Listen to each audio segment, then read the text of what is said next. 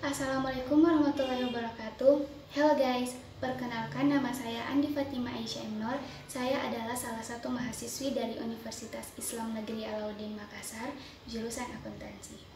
Baiklah, di video kali ini saya akan menjelaskan mengenai materi, diksi, dan contoh-contohnya. Materi yang pertama yaitu mengenai pengertian diksi. Diksi adalah suatu pemilihan kata yang tepat dan selaras dengan penggunaannya dalam menyampaikan sebuah gagasan atau cerita yang meliputi gaya bahasa, ungkapan, pemilihan kata, dan lain-lain, sehingga didapati efek yang sesuai dengan diinginkan. Berikut ini mengenai syarat-syarat diksi. Diksi memiliki 3 syarat-syarat. Syarat yang pertama yaitu ketetapan dalam pemilihan kata dalam menyampaikan suatu gagasan. Yang kedua, seorang pengarang harus mempunyai kemampuan untuk membedakan secara tepat mengenai makna sesuai dengan gagasan yang ingin disampaikan dan kemampuan untuk menentukan bentuk yang sesuai dengan situasi dan nilai rasa bagi pembacanya. Yang ketiga yaitu menguasai berbagai macam kosakata dan kemampuan memanfaatkan kata-kata tersebut menjadi sebuah kalimat yang jelas, efektif, dan mudah dimengerti. Berikutnya saya akan menjelaskan mengenai ciri-ciri diksi. Diksi memiliki 3 macam ciri-ciri. Ciri-ciri yang pertama adalah tepat dalam pemilihan kata untuk dapat mengungkapkan gagasan atau juga hal-hal yang diamanatkan. Ciri-ciri yang kedua adalah dapat digunakan untuk membedakan secara tepat nuansa makna serta bentuk yang sesuai dengan gagasan dan juga situasi serta nilai rasa pembacanya. Ciri-ciri yang ketiga yaitu menggunakan perbendaharaan kata yang dipunyai masyarakat, serta dapat menggerakkan dan juga memberdayakan kekayaan itu menjadi jaringan kata yang jelas. Selanjutnya saya akan menjelaskan mengenai jenis-jenis diksi. Diksi memiliki 2 macam jenis. Yang pertama itu diksi berdasarkan leksikalnya dan yang kedua yaitu diksi berdasarkan maknanya. Selanjutnya, saya akan menjelaskan mengenai diksi berdasarkan leksikalnya. Yang pertama, yaitu sinonim. Sinonim adalah suatu kata yang memiliki bentuk yang berbeda, tetapi arti dan maknanya sama. Sinonim dibagi menjadi 3 bagian. Yang pertama adalah sinonim absolut. Sinonim absolut adalah relasi antara 2 kata atau lebih yang sama pada semua konteks. Dalam sebuah bahasa, kata yang bersinonim absolut umumnya jarang ditemukan. Yang kedua yaitu sinonim proporsional. Sinonim proporsional adalah relasi arti dari 2 kata atau lebih yang biasanya bersubstitusi dengan beberapa ekspresi tanpa menimbulkan perbedaan arti.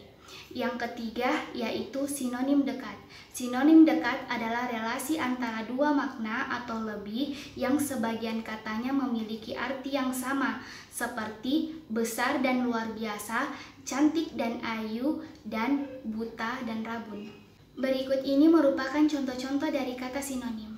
Yang pertama yaitu acung sama dengan jarukan. Yang kedua yaitu adjektiva sama dengan kata sifat. Yang ketiga yaitu afeksi sama dengan kasih sayang. Yang keempat yaitu agresi sama dengan serangan. Yang kelima yaitu agunan sama dengan jaminan. Yang keenam yaitu ahli sama dengan pakar. Yang ketujuh yaitu akselerasi sama dengan percepatan. Dan yang terakhir adalah akurat sama dengan seksama. Kedua, homonim. Homonim adalah suatu kata yang memiliki makna yang berbeda tetapi ejaan dan pelafalannya sama. Jika lafalnya sama disebut dengan homofon, dan jika ejaannya sama maka disebut juga dengan homograf. Homonim dibagi menjadi 4 bagian jenis. Yang pertama yaitu homonim dari 2 bahasa atau 2 dialek. Yang kedua yaitu homonim dari proses afiksasi. Yang ketiga yaitu homonim dari proses penyingkatan. Yang keempat yaitu homonim dari gejala bahasa. Berikut ini merupakan contoh-contoh dari homonim. Yang pertama yaitu gelar. Kata gelar menjadi kata homonim sebab memiliki nilai ambiguitas walaupun berbeda dari segi pelafalan dan ejaannya. Gelar memiliki arti jenjang pendidikan tertentu atau jabatan, sedangkan kata gelar memiliki arti lain yaitu menebar. Yang kedua, kata genting. Kata genting memiliki arti keadaan yang menjadi sangat penting, sementara arti lain dari kata genting adalah salah satu jenis atap yang terbuat dari tanah liat. Yang ketiga yaitu kata bulan. Kata bulan memiliki arti yaitu salah satu nama satelit yang mengorbit bumi. Sedangkan arti lain dari kata bulan yaitu nama dari salah satu kumpulan hari dalam setahun. Yang ketiga yaitu kata umum dan kata khusus. Kata umum adalah kata-kata yang memiliki makna cakupan yang lebih luas. Kata-kata yang termasuk ke dalam kata umum disebut juga dengan hipernim. Sedangkan kata khusus adalah kata-kata yang memiliki ruang lingkup makna yang lebih sempit. Berikut ini merupakan contoh dari kata umum dan kata khusus. Contoh pertama dari kata umum yaitu melihat. Dan contoh pertama dari kata khusus yaitu melirit, melototi, dan mengelono. Contoh yang kedua dari kata umum yaitu mendatangi. Dan contoh kedua dari kata khusus yaitu singgah, mampir, dan berkunjung. Contoh ketiga dari kata umum yaitu buah. Dan contoh ketiga dari kata khusus yaitu apel, anggur, salak, dan semangka. Contoh yang keempat dari kata umum yaitu bunga. Dan contoh yang keempat dari kata khusus yaitu melati, anggrek, dan mawar. Selanjutnya saya akan menjelaskan jenis-jenis diksi berdasarkan maknanya. Yang pertama yaitu makna denotasi.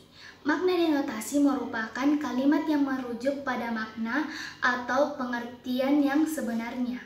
Dengan kata lain, tidak menyiratkan makna tersembunyi ataupun mempunyai arti yang lain. Berikut ini merupakan contoh dari makna denotasi. Contoh pertama yaitu tangan kanan Andra terkilir saat bermain basket di lapangan. Kata tangan kanan memiliki makna yaitu tangan di sebelah kanan.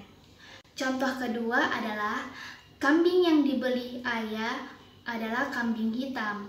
Kata kambing hitam merupakan arti makna dari kambing berwarna hitam. Yang kedua yaitu kalimat konotatif. Berbeda dengan denotatif, makna konotatif merupakan kata atau kalimat yang mengandung makna yang tidak sebenarnya dan tidak langsung mengacu pada kalimat sesungguhnya. Contoh dari kalimat konotatif adalah contoh pertama yaitu Andre ditegur oleh bosnya karena ia bekerja dengan setengah hati. Kata setengah hati memiliki arti tidak bersungguh-sungguh.